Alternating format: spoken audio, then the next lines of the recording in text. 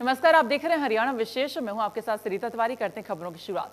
उत्तर प्रदेश के अयोध्या में भव्य दीपोत्सव का कार्यक्रम हुआ है। प्रभु श्री राम की नगरी 12 लाख दिए से सजाई गई है। 12 लाख दियों में राम की पैड़ी पर 9 लाख और अयोध्या के बाकी हिस्सों में 3 लाख दीपक प्रज्वलित किए गए हैं। दियों की गिनती के लिए Guinness book of world record की टीम भी इस बार अयोध्या पहुंची है। 12 लाख दिए 36,000 लीटर सरसों के तेल से जलाए जा रहे हैं। सरयू घाटी पर अद्भुत नजारा देखने को मिला है। वहीं लेजर शो भी यहाँ पर देखा गया है।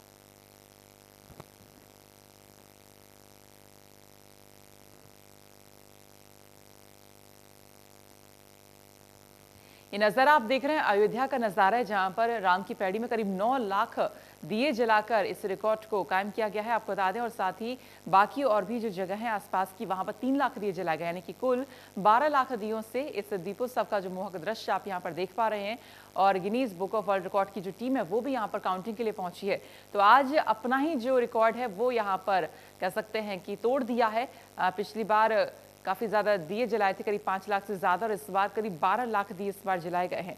और ये पूरा कह सकते हैं कि पूरा जो अयोध्या है, राम की पैड़ी है, जगमग हो चुकी है। और आज के दिन छोटी दिवाली है और दीपोत्सव 5 दिन तक चलता है। उसके बाद आज छोटी दिवाली आती है। तो 5 दिनों का जो दीपोत्सव है उसके दौरान आप देख सकते हैं कि जो पूरी अयोध्या है रोशनी से जगमग यहाँ पर हो गई है। इसके अलावा जो लेजर शो है वो भी यहाँ पर देखा गया है। तमाम लोग यहाँ पर पहुंचे हैं। साथ ही आज बता दें कि डिप्टी सीएम ने शोभा यात्रा को भी आज रवाना किया है। शोभा यात्रा भी वहां पर चल रही थी और आप देख सकते हैं पूरा कार्यक्रम है। कल भी वहां पर बहुत ही मनमोहक दृश्य वहां पर देखने को मिलेगा। तो आज आप छोटी दिवाली पर ये अद्भुत नजारा अयोध्या का देख सकते हैं। तो लंबे इंतजार के बाद भगवान श्री राम के भक्त इस तरह पहली दिवाली यहाँ पर देख रहे हैं। प्रधानमंत्री नरेंद्र मोदी ने देश के 40 जिलों के डीएम के साथ समीक्षा बैठक की और इस बैठक में कई राज्यों के मुख्यमंत्री उपस्थित थे। इस बैठक में पीएम नरेंद्र मोदी ने उन जिलों के साथ समीक्षा बैठक की है जहां वैक्सीनेशन की रफ्तार धीमी है। कोरोना महामारी को हल्के में लेकर इसके प्रति लापरवाही बरतना हमारे लिए खतरनाक साबित हो सकता है। हमें कोरोना के खिलाफ इसके खत्म होने तक लड़ाई लड़नी है। बीमारी और दुश्मनों को कम करके नहीं आंकना चाहिए और इसीलिए मैं चाहता हूं कि हम थोड़ी सी भी ढिलाई ना बरतें। पीएम मोदी ने बैठक में कहा कि आपकी मेहनत की वजह से ही अब तक की प्रगति हुई है। प्रशासन के सदस्य और आशा वर्कर्स ने काफी मेहनत कर 100 करोड़ से अधिक वैक्सीन डोज देने का काम पूरा किया है। ये कमिटमेंट है मुख्यमंत्रियों के दिल में भी अपने राज्य को 100% वैक्सीनेशन का जो उनका लक्ष्य है। इसीलिए वो मुख्यमंत्री भी आज हमारे साथ बैठे और उनकी मौजूदगी हमारे डिस्ट्रिक्ट के जो अधिकारी हैं उनको एक नया विश्वास देगी, नया ताकत देगी और मेरे लिए बहुत खुशी की बात है। और इसलिए मैं मुख्यमंत्रियों का विशेष रूप से आभार व्यक्त करता हूं कि उन्होंने इसको इतना महत्व दिया। अब तक जितनी प्रगति हमने की है वो आप सबकी मेहनत से हुई है। हर डिस्ट्रिक्ट का, गांव का, छोटा मोटा हर मुलाजिम, हमारी आशा वर्कर कितनी मेहनत की है जी। कितने दूर दूर इलाकों में पैदल चल चल करके लोगों ने वैक्सीनेशन पहुंचाया है। लेकिन 1 बिलियन के बाद अगर हम थोड़े से भी ढीले पड़ गए तो नई संकट आ सकता है। और इसलिए हमारे यहाँ तो कहा जाता है कि बीमारी और दुश्मन को कभी कम नहीं आंकना चाहिए, उसको आखिरी अंत तक लड़ाई लड़नी पड़ती है। और इसलिए मैं चाहूंगा कि हमें थोड़ा सा भी ढीलापन लाने नहीं देना है। साथियों, 100 साल की इस सबसे बड़ी महामारी में देश ने अनेक चुनौतियों का सामना किया है। कोरोना से देश की लड़ाई में एक खास बात यह रही कि हमने नए नए समाधान खोजे, इनोवेटिव तरीके आजमाए और हर इलाके में लोगों ने अपने दिमाग से नई नई चीजें की है। आपको भी अपने अपने जिलों में वैक्सीनेशन बढ़ाने के लिए नए नए इनोवेटिव तरीके पर और ज्यादा काम करना ही होगा। नया तरीका, नया उत्साह, नई टेक्निक, ये इसमें जान भरती रहेगी। आपको ये भी याद रखना होगा कि देश के जिन राज्यों ने 100% पहली डोज का पड़ाव पूरा किया है, उनमें भी कई जगहों पर अलग अलग तरह की चुनौतियां रही है। कहीं भौगोलिक परिस्थितियों की वजह से मुश्किल आई तो कहीं संसाधनों की चुनौती रही। लेकिन ये जिले इन चुनौतियों को पार करते ही आगे निकले हैं। प्रधानमंत्री नरेंद्र मोदी के साथ कोरोना वैक्सीनेशन अभियान की समीक्षा बैठक में प्रदेश के मुख्यमंत्री मनोहर लाल और स्वास्थ्य मंत्री अनिल विज मौजूद रहे। मुख्यमंत्री की मौजूदगी में प्रधानमंत्री ने नूंह उपायुक्त शक्ति सिंह से बातचीत कर जिले में ज्यादा से ज्यादा वैक्सीनेशन करने के संबंध में आवश्यक दिशा निर्देश दिए। जिला उपायुक्त शक्ति सिंह ने प्रधानमंत्री को अवगत कराया कि नूंह जिले में वैक्सीनेशन को रफ्तार देने के लिए अलग अलग तरीके अपनाए जा रहे हैं। यहाँ धर्मगुरुओं को वेबिनार के माध्यम से जोड़कर गाँवों में जागरूकता फैलाई जा रही है और इसके लिए तमाम कोशिशें भी की जा रही हैं। साथ साथ नूंह जिले के 2 कम्युनिटी जो रेडियो है उनका भी यहाँ पर सहारा लिया जा रहा है।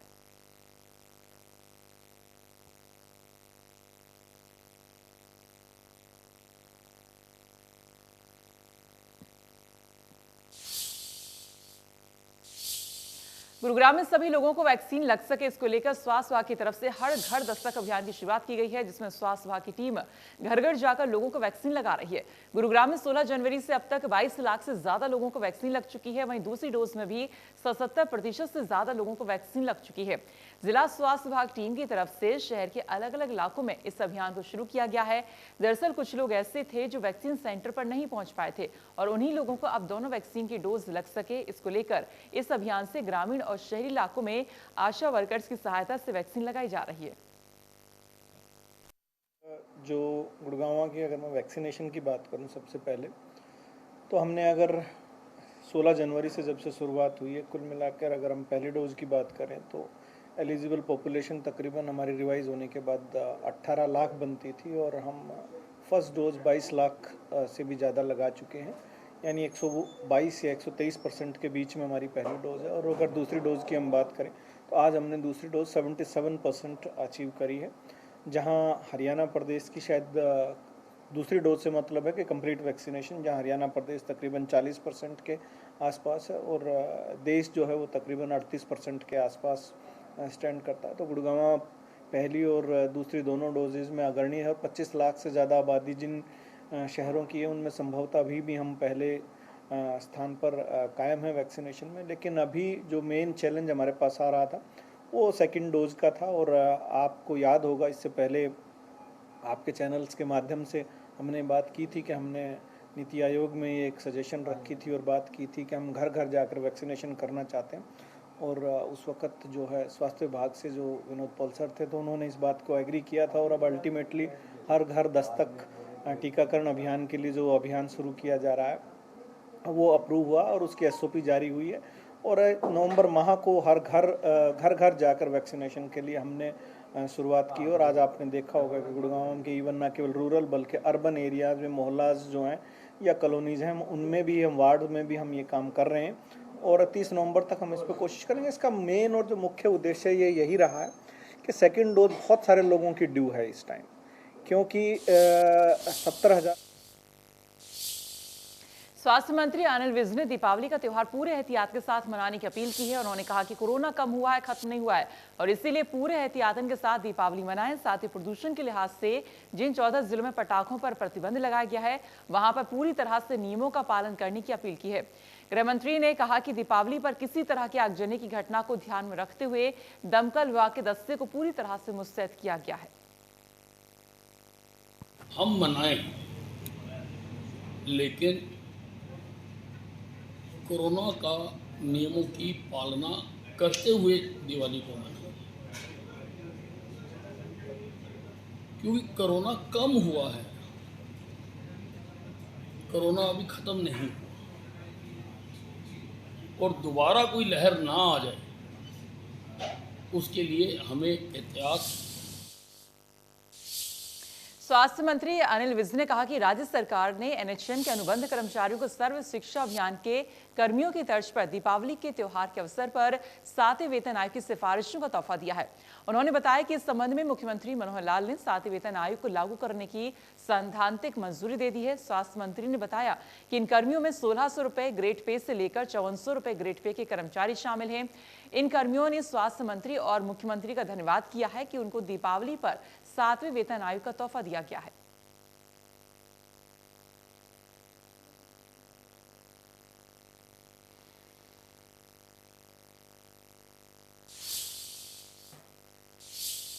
कैथल पहुंचे कांग्रेस के राष्ट्रपति राष्ट्रीय महासचिव रणदीप सुरजेवाला ने दिवाली मिलन समारोह में शिरकत की और लोगों को दीपावली की शुभकामनाएं दी हैं। उन्होंने केंद्र सरकार और राज्य सरकार को शुभकामनाएं देने के बहाने कटाक्ष भी किया और उन्होंने कहा कि उम्मीद करता हूं कि माता सीता, भगवान श्री राम और श्री लक्ष्मण जी के जीवन से कुछ गुण आत्मसात कर जनता से पेट्रोल, डीजल और गैस की लूट वापस करने का निर्णय लेंगे और कृषि विरोधी तीनों कृषि कानून को वापस लेने का निर्णय लेंगे।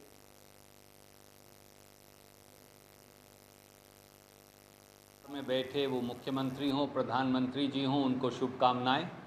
उम्मीद है कि आज माता सीता, भगवान श्री राम, लक्ष्मण जी के जीवन से कुछ गुण आत्मसात कर वो जनता से पेट्रोल, डीजल और गैस की लूट वापस करने का निर्णय लेंगे।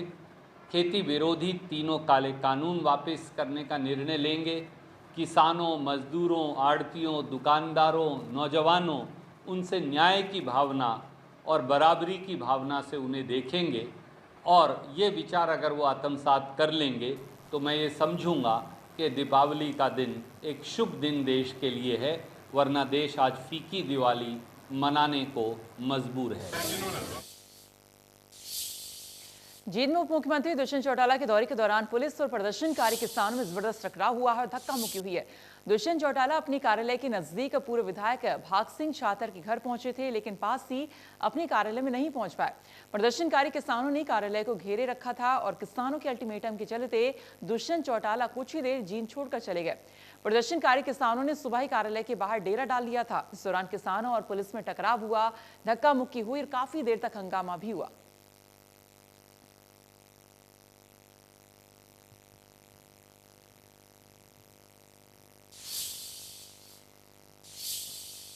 डिप्टी सीएम दुष्यंत चौटाला ने कहा कि सरकार किसानों के हित में लगातार बड़े कदम उठा रही है। उन्होंने कहा कि किसानों को कोई दिक्कत नहीं होने दी जाएगी। और सरकार का ये प्रयास है कि हर वर्ग को ज़्यादा से ज़्यादा लाभ पहुँचाया जाए। मैंने भी आज ये निर्णय लिया है और अधिकारियों को बोला है कि जितना हमारा फसल की गिरदावरी का, स्पेशल गिरदावरी का एस्टीमेट बनता है वो कई साल पुराना है और विद इन अ मंथ हम उसको भी रिवाइज करेंगे। नए रेट्स गिरदावरी के हम करेंगे जहाँ फसल खराब है तो किसान को मिलेगा। हमारी सरकार है जिसने बाजरे का 600 रुपये क्विंटल प्रति एकड़ के हिसाब से 4800 बनता है अगर 8 कुंटल है। किसान के खाते में लगभग 200 करोड़ रुपया अब तक हमने 238 करोड़ रुपया तो पिछले हफ्ते ट्रांसफ़र किया था। 325 करोड़ रुपया अब तक कर चुके हैं। 400 करोड़ रुपया हमने किसानों को इस तरीके से दिया है। ये अपने आप में दर्शाता है कि किसान के पक्ष में सरकार है। और अब भी प्रोक्योरमेंट, क्योंकि अब दिवाली है, फिर सैटरडे संडे है, सोमवार से हमने डिप्टी कमिश्नर्स को कह दिया है कि वो अपनी रिपोर्ट सबमिट करें कि कहाँ का प्रोक्योरमेंट पेंडिंग है, कि आने वाले दिनों में वहाँ भी प्रोक्योरमेंट व्यवस्था को और बेहतर बनाए। इलाहाबाद उपचुनाव पर दुष्यंत चौटाला ने कहा कि इलाहाबाद चुनाव में भी किसानों का कोई मुद्दा नहीं चल रहा है, बल्कि जनता ने उन्हें खूब वोट दिए हैं। प्रदेश में किसानों को कोई परेशानी नहीं है। दुष्यंत चौटाला ने कहा कि किसानों की फसल एमएसपी पर बिक रही है। परफॉर्म किया, जहाँ एक और पर किसान आंदोलन की बात करी जाती थी, कई बार तो गांव में लोगों को घुसने नहीं दिया, वहीं हमारे कैंडिडेट के 59,000 प्लस वोट आने, ये दर्शाता है कि लोगों ने गठबंधन को चुना है। और जो कांग्रेस ये कहती थी कि यहाँ सुपड़ा साफ कर देगी, उसकी जमानत भी जब्त कराने का काम किया है। किसानों का मुद्दा हावी होता तो फिर 59,000 वोट नहीं आते, 5900 वोट आते। आज के दिन गठबंधन के एक एक कार्यकर्ता की जो मेहनत है उसका नतीजा है कि हमारे कैंडिडेट को वहाँ सेकंड हाईएस्ट वोट मिले। और जो लोग जीतते हैं वो पहले 12,000 से चुनाव जीतते थे, अब वो 7,000 पे नहीं आ गए। उन्हें तो इस्तीफा इसी आंदोलन के नाम पर दिया था। तो ये चीज़ तो साबित होगी कि यहाँ पर दो हिस्सों में, जैसे जींद उपचुनाव में वोट डिवाइड हुए थे, उसी तरीके से लोगों ने मन बनाकर दो ही पार्टियों को वोट डाला। गृह मंत्री अनिल विज ने कहा कि राज्य सरकार ने 77 नई पुलिस चौकियों को सृजित करने की मंजूरी प्रदान कर दी है, जिसके तहत 70 अस्थायी पुलिस चौकियों को स्थायी पुलिस चौकी के रूप में और 7 नई पुलिस चौकियों को राज्य के कई जिलों में स्थापित किया जाएगा। इसके अलावा इन पुलिस चौकियों के संचालन और कार्य के लिए 1232 पदों की मंजूरी दी गई है। करनाल में 13 पुलिस चौकी, कैथल में 1, हांसी में 5, जींद में 9, नूह में 3, सिरसा में 10, भिवानी में 7, पलवल में 1, चरखी दादरी में 3, अंबाला में 4, पानीपत में 1, यमुनानगर में 7, फतेहाबाद में 2, नारनौल में 7, फरीदाबाद, हिसार, पंचकुला, कुरुक्षेत्र में 1-1 पुलिस चौकी स्थापित होगी।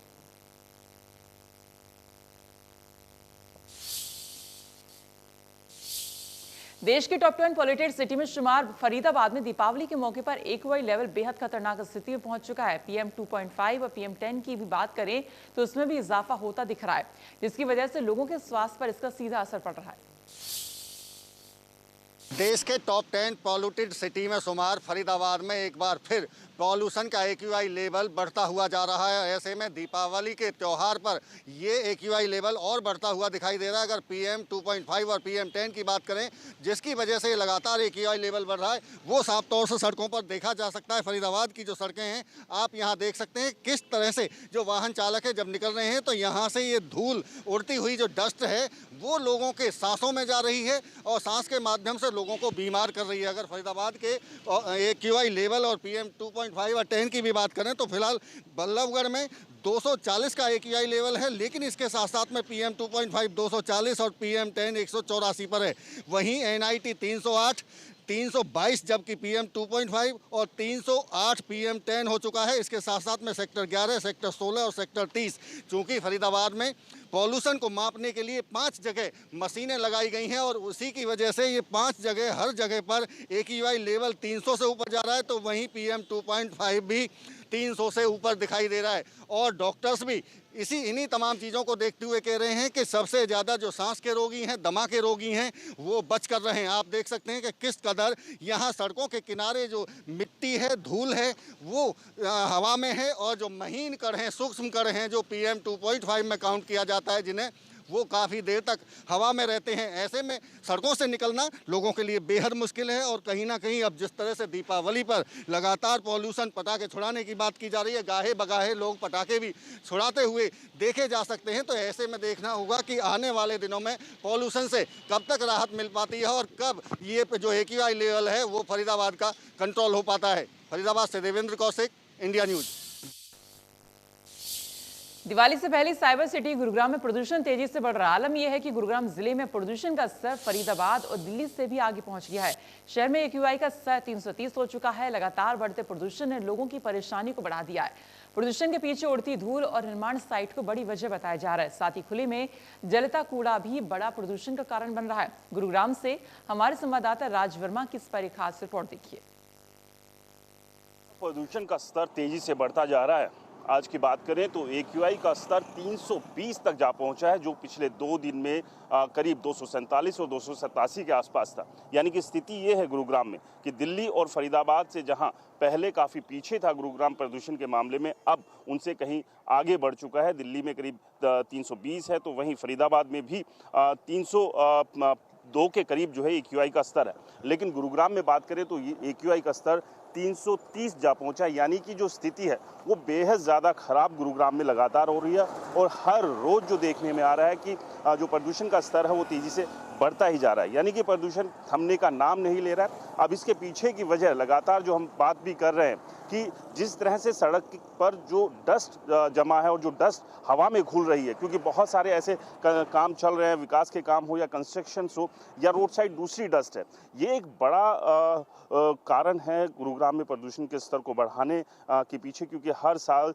सर्दियों के दौरान जो हवा में नमी आ जाती है, उस नमी की वजह से जो एक स्मॉग है वो देखने को मिलती है आपको आसमान में। और इससे पहले अगर 4, 5, 6, 7 साल पहले की बात करें तो हर साल इस नवंबर के महीने में आपको फॉग देखने को मिलती थी, लेकिन जब से प्रदूषण ने बढ़ना शुरू किया है ये फॉग अब स्मॉग में तब्दील हो गई है। और ये हालात अगर इसी तरह रहे तो आने वाले समय में प्रदूषण का स्तर और ज़्यादा बढ़ेगा। अब चूंकि दिवाली भी आने वाली है और एहतियातन सरकार ने गुरुग्राम सहित 14 जिलों में पटाखों के इस्तेमाल पर पूरी तरह से पाबंदी लगाई है। कारण यही है कि प्रदूषण का स्तर और ज़्यादा ना बढ़े। लेकिन दीपावली पर ही सिर्फ पाबंदी लगाने से बात नहीं बनेगी, इसके अलावा जो दूसरे कदम है वो भी कहीं ना कहीं एजेंसीज को उठाने होंगे ताकि जो प्रदूषण का स्तर अब लगातार तेजी से बढ़ रहा है उसे थामा जा सके। गुरुग्राम से राज वर्मा, इंडिया। और फिलहाल इसी के साथ इस बुलेटिन में इतना ही, लेकिन आगे और भी खबरें जारी हैं। आप देखते रहिए इंडिया न्यूज़ हरियाणा। नमस्कार।